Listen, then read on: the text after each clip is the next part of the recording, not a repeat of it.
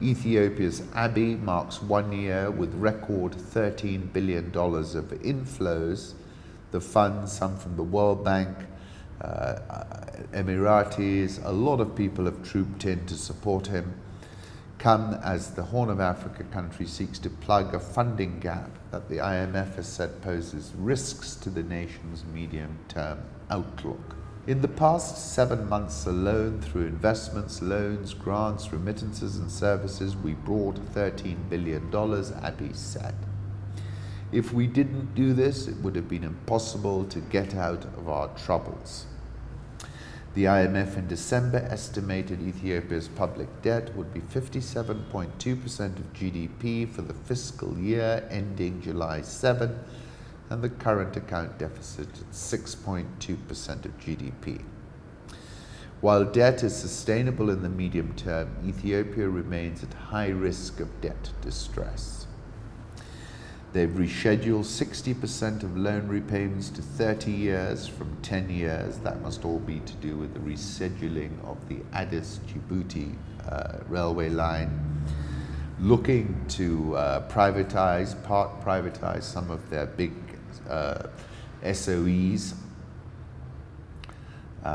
and basically confirming what the AFDB says. Ethiopia, continuing on a high growth path, accounts for about 0.2 percentage points more than South Africa, despite accounting for a smaller share of Africa's GDP. I take you back to an article I wrote on the 2nd of July after 90 days of being in office. And I described him, Abiy, as a Virilian and a Gladwellian figure. He's been Prime Minister for 90 days. During those 90 days, crisscrossed the country, ended a state of emergency, released thousands of political prisoners, thawed relations with Eritrea,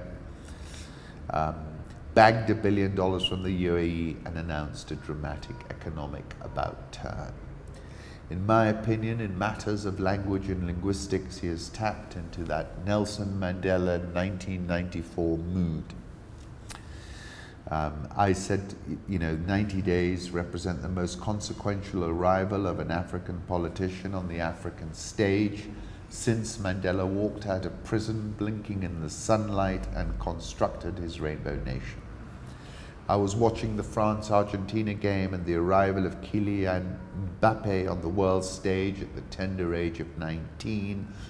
I recalled watching the whirling dervishes of the Mevlevi order on a night of a full moon in Konya, Turkey, and I thought, what do they all have in common with Abiy? It's all about speed and velocity. Virilio terms it dramology, which he defined as the science of logic and speed. He notes that the speed at which something happens may change its essential nature, and that which moves with speed quickly comes to dominate that which is slower. Whoever controls the territory possesses it. Possession of territory is not primarily about laws and contracts, but first and foremost a matter of movement and circulation. And let's have no doubt, one thing Abiy is doing is circulating and moving. On that same day, as I wrote that article, he said, we are in debt, we have to pay back, but we can't, and secondarily, we aren't able to finish projects we have started, and that day was when he announced his economic pivot. Now we see $13 billion of results. I was saying then the downside risk of all this infrastructure is plain to see, and Sri Lanka and the tail of its Hambantota port is now a cautionary tale. I said then FX reserves were less than a month's worth of imports and something needed to be done. Expectations are high. Prime Minister needs to execute real quick on the economic front, but if he levels the playing field, a whole troop of folks will be looking to pile in.